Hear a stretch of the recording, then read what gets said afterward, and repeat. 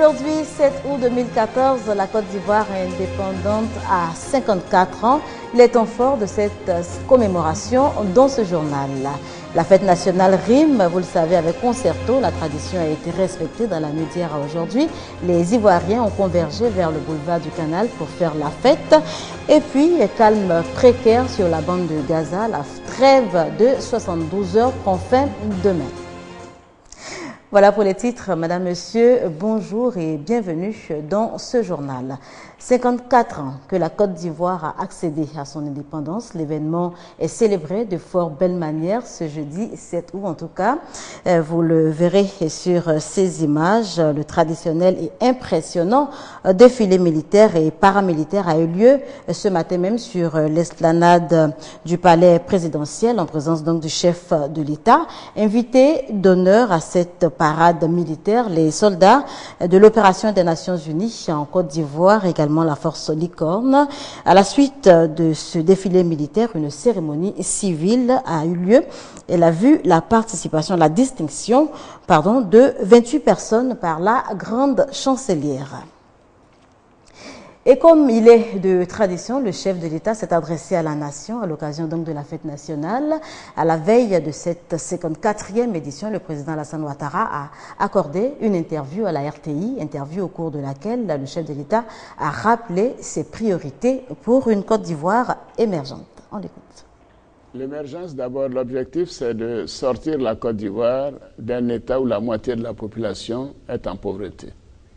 L'émergence, c'est avoir le minimum de pauvres possible. Il y a toujours des pauvres, que ce soit aux États-Unis, en Europe, partout.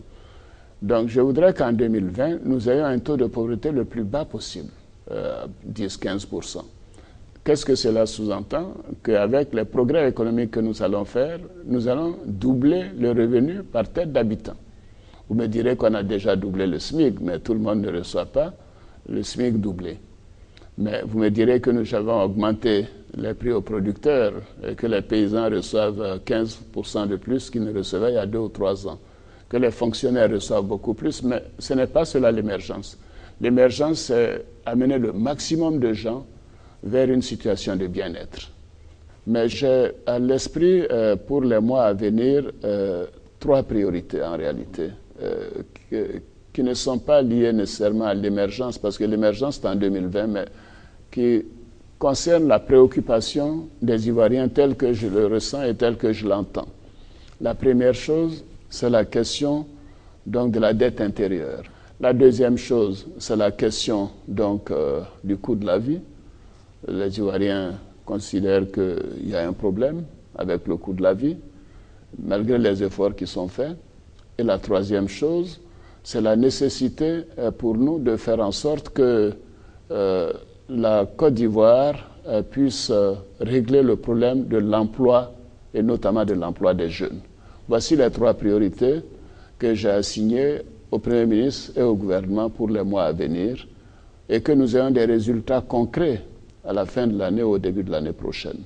Si nous arrivons à donner un signal fort, à mettre en place des décisions fortes sur ces questions, je crois qu'on aura fait un bon qualitatif, bien sûr vers l'émergence, parce que ça contribuera évidemment à l'émergence. À présent, les temps forts du concerto 2014, c'était dans la nuit d'hier à aujourd'hui sur le boulevard du Canal. Singila et Mewe en tête d'affiche à ce grand rendez-vous. C'était donc une des attractions de la fête nationale organisée par le district d'Abidjan. L'événement qui est à sa 22e édition a été placé sous le signe de la paix et de la cohésion sociale. Franck Wadio. Boulevard de Marseille, il est 21h16. Derrière le podium affrété par le district d'Abidjan pour le concerto, les bacs à canon pour le feu d'artifice sont déjà disposés. Un peu plus loin, la police filtre l'entrée des véhicules. Sur scène, les groupes Shekina et Nigissa Fakadance entretiennent l'attente.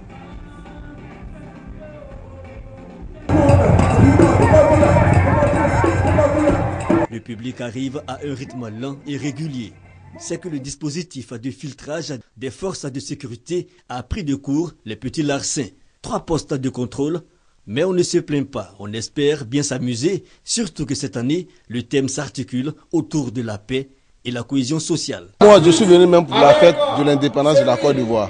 Mon artiste, c'est celui qui agrémente après la soirée. L'idole ce soir, c'est Mewé. 23h, le mercure monte. Afou Keïta, de Bordeaux, d'Olisiana et Claire Bailly en sont les détonateurs.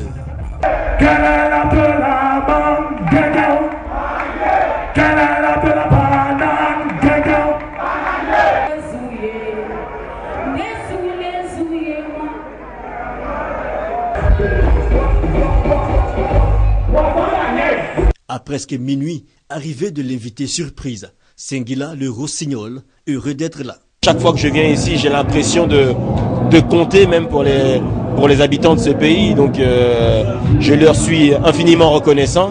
Le décor planté place à l'hymne national, un moment plein de sens.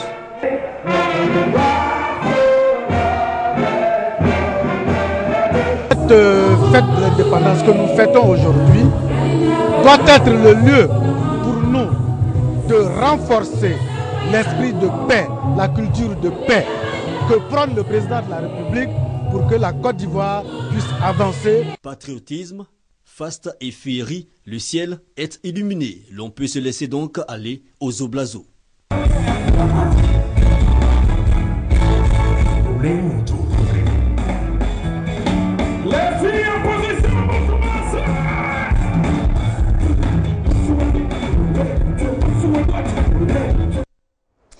Et pour célébrer ce 54e anniversaire, les voies et artères principales du district d'Abidjan sont habillées aux couleurs nationales. Les Ivoiriens ne sont pas en reste.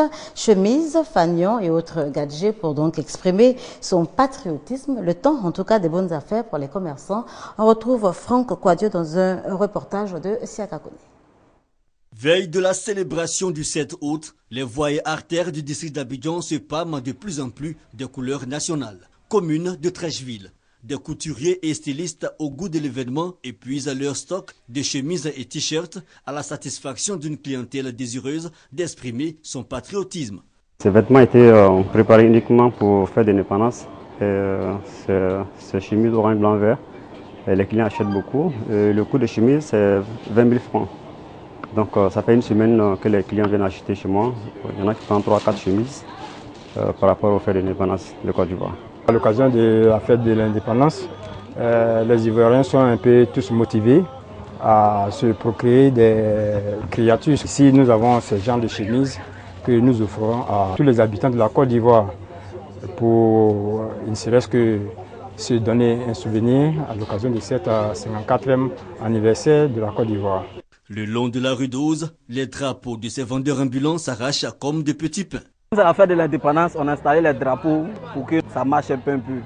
À Adjamé, au quartier Saint-Michel, t-shirts, drapeaux, casquettes et autres gadgets sont exposés par des grossistes qui confectionnent des souvenirs orange, blanc et vert.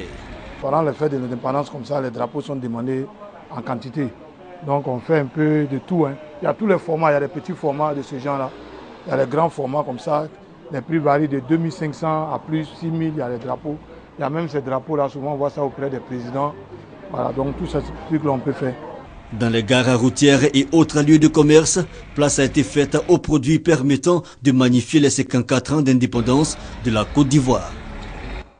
Robe Charleston, camisole grand-mère, mocassins, pantalons battus, des tenues vestimentaires bien des années 60 et qui pourtant demeurent au goût du jour. La mode des indépendances inspire toujours, à en croire en tout cas ce jeune styliste rencontré pour vous par notre reporter.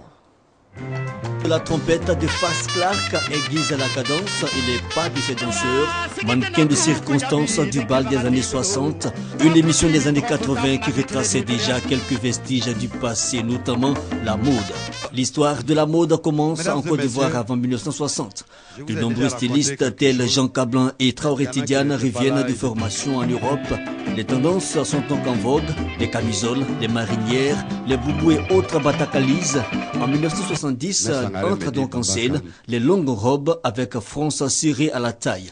Les cheveux sont abondamment gardés. Mais c'est en 1980 qu'on assiste à l'envol de la mode avec l'installation à Abidjan du styliste Christa Seydou venu du Mali. Plus de 30 ans plus tard, la mode d'époque à la peau dure et quelques anciens le soulignent bien. Les chaussures compensées qu'on portait il y a 15-20 ans, c'est ça qui est à la mode aujourd'hui. Quand on était jeune fille, les chaussures que les filles portaient aujourd'hui, c'est ce qu'on portait il y a 20 ans. La mode d'avant, il y avait plus de recherche par rapport à la mode de maintenant. C'est pourquoi les couturiers ou les artistes, ils se basent sur l'époque pour revenir dans le présent. Anciens mais aussi nouvelle génération de stylistes, Zé l'Africain par exemple, jeune styliste dans son atelier à Trècheville, s'est spécialisé en broderie. Son inspiration, il dit, l'a tirée des années 60. Parce que la mode, c'est un domaine qui est vaste. Il y a la couture, il y a l'accessoiriste, il y a la coiffure. Parce que si tu vois l'afro, comme ce qui est dans ma tête, c'est des styles d'avant. Maintenant, ça revient. Les vêtements, c'est aussi la même chose. Parce que c'est important. Ça veut dire que l'Afrique est en train d'évoluer. Années 60 à 2014 et même bien après, la constante est restée la même, affirmer son style tout en ne trahissant pas ses origines. Et je vous invite à présent à aller à la découverte d'un percussionniste et non des moindres, Newa Dakouri, et de toutes les grandes cérémonies nationales. Âgé de 75 ans, l'homme éprouve toujours autant d'engouement pour la fête nationale. Ami Sissoko, Franck Wadio. Ce son du tam-tam parleur résonnant lors des cérémonies officielles est bien connu, et son auteur aussi. Yopougon Selmer, nous sommes le 6 août, veille de la fête nationale. Newa Dakouri sort ses instruments, répétition générale.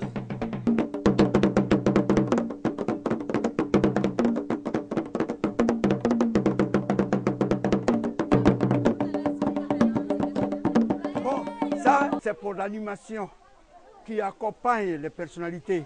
L'histoire de Newa avec le tambour date de longtemps. L'homme, autodidacte, n'a jamais été à l'école. Il a commencé son art dans les années 80. Moi, je suis sur le tam-tam depuis lors. C'est à cause de tam-tam, la danse traditionnelle, je n'ai pas été à l'école. Pour la fête de demain, je suis avec mon neveu. Il m'appelait quand il allait dire viens, on va. Si je vois que mon emploi du temps m'arrange, que j'ai le temps, je viens, je l'accompagne. Je suis vraiment heureux de le voir participer à cet événement, même pour les fêtes qui arrivent là. C'est moi-même qui lui rappelle. Newa, accompagné de son instrument, parle beaucoup, mais sa parole est sonore. Et le son, il l'a libéré aux 4 coins du monde et côtoyé plusieurs personnalités, dont des chefs d'État. Alassane Dramane Ouattara. J'ai parté chez lui à la maison, je tapais tam-tam. Président Alassane Ouattara, il a son nom, il s'appelle, enfin, Mokomeleka de Zirigouga, le dragon, tous les élus ont peur de toi. Tu ne peux pas approcher, parce qu'il a des gardes-corps. Donc on l'appelle Mokomeleka de Zirigouga. Dakouri tam-tam, je ne travaille même pas, je suis là, je suis à la maison. Je n'ai jamais été décoré. Moi, je veux que ma vie, qu'on arrange ça bien. Mémoire vivante d'une certaine culture du centre-ouest, Newa est marié et père de 8 enfants, dont 4 décédés. À 14 ans, il a été désigné Bagnon, le plus bel homme et meilleur danseur de la localité de Lakota. À 75 ans bien sonné, il a encore de beaux restes. Des nouvelles moins reluisantes dans ce journal. 932 morts dus au virus Ebola. En Afrique de l'Ouest, la fièvre hémorragique se propage et se trouve être hors de contrôle. La mobilisation s'accentue autour de la maladie. Le sujet s'est donc invité au sommet États-Unis-Afrique. Selon les présidents africains, notamment le président sénégalais Macky Sall, la lutte devrait être l'affaire de tous. Et puis à quelques heures de la fin de la trêve de 72 heures en vigueur depuis mercredi dans la bande de Gaza, les négociations se poursuivent au Caire pour une prolongation. Si Israël se dit prêt pour donc le cessez-le-feu, eh bien le Hamas n'a pas encore dit son dernier mot. Le temps presse pourtant, le cessez-le-feu prend fin demain. Notez que le conflit a fait déjà au moins 2000 morts. C'est ici qu'on s'arrête pour cette édition. Merci de nous avoir suivis. Très bonne fête à vous.